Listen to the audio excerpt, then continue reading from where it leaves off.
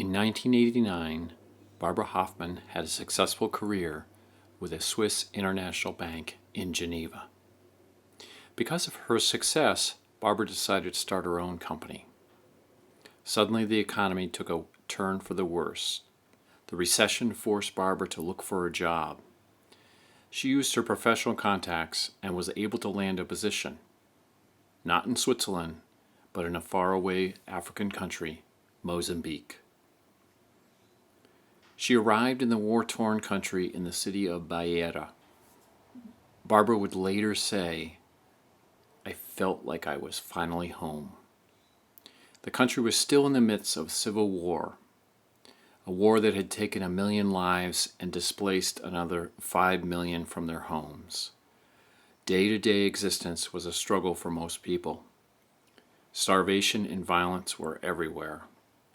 It is here, on the streets of Beira, that Barbara first witnessed the children of Mozambique.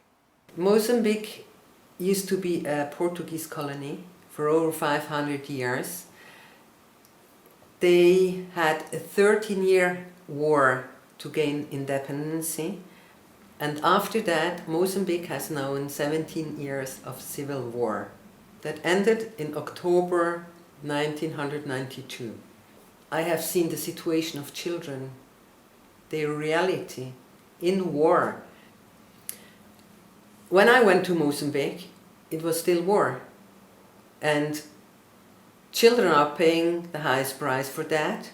A lot of children were orphans, a lot of children were abandoned or abandoned themselves home because a child, even 5-year-old child, looking at mom, not having any means to put any food on a table, suffering because a mom suffers if she cannot give food to her children.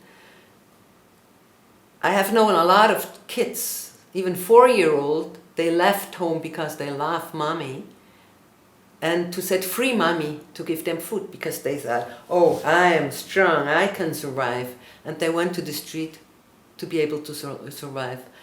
Other children have been abandoned, put out of home by their own mother because mother knew that if they would stay home, they will die. But if they go to the street begging or garbage can or prostitution, sometimes they would survive. So that was the situation, and obviously a lot of kids lost their parents in war. And I said, well, stop talking, start acting, do something about it. I wrote a project I submitted to the Mozambican government, and basically they would have agreed on it. But there was no organization, no contract. And I said, if that's the only problem, let's do it. I went back to Switzerland, set up ASEM, the Association for Mozambican Children. I sold everything I had, took the organization, took the money, and went back. And then, together with the kids, we were regaining life and dignity to bring life forward. We started with the soup program, still during war. We gave out soup, and I went all around. I was begging, people helping me.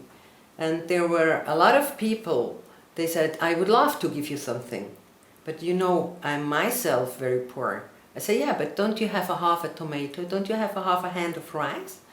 And they say, yeah, what for? What does that help you? I said, if everyone would give me a tomato, half a hand of rice, we could make a great soup. And eventually that's how we did. And why did I go out begging? Because I defend that the problem of the children in Mozambique, the problem of the children in the world, it's not mine, it's not yours, it's ours. And that we all have a responsibility within, and we can do a lot with little. So they get food and water, but they needed to regain life, to being rehabilitated, to go away from the horrors of war, of torture some went through, and they needed a home, they needed school. So step next, we had the opportunity to be able to build the first center. First it was tents.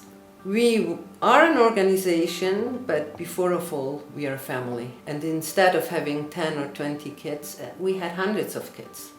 So it became home.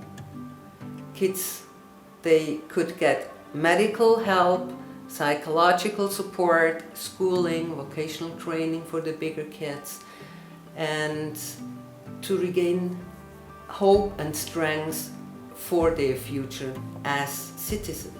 Until 2010, we had children on boarding, but as Mozambique is a country with up to 50% of its inhabitants are children between 0 and 14 years of age, the government requested to not keep kids in homes, but to integrate them within direct, indirect foster families or within different communities, which is eventually very intelligent to do so, because the kids can grow up with their cultural and traditional knowledge.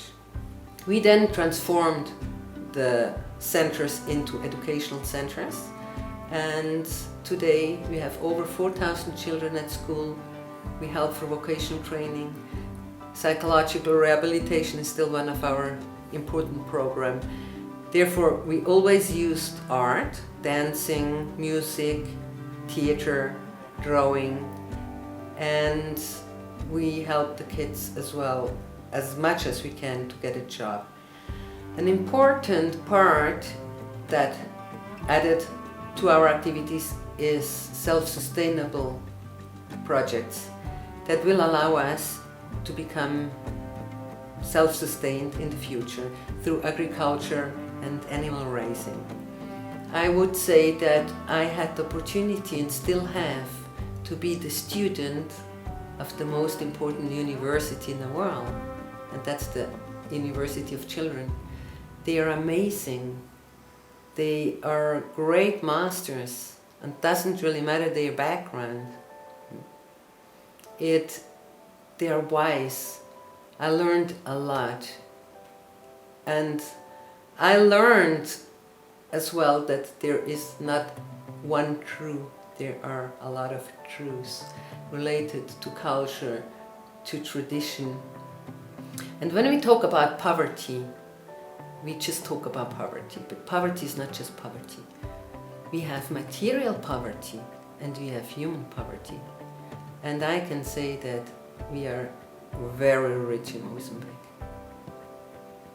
And when I travel around to the Western world, often I see a big poverty, a human poverty.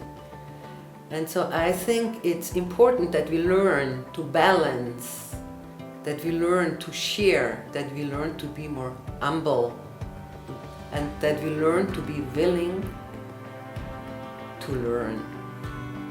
And together we can make a different world. Together, with all the good we have and all the good someone else has, we can make it happen. I still strongly believe that the world will, and I hope soon, be a better place for all of us, because there is more than enough for all of us. We have to increase respect, tolerance, understanding, and to be patient, and to think and accept that we do not know everything. We just know a little part, and if we share it, the output will be very positive.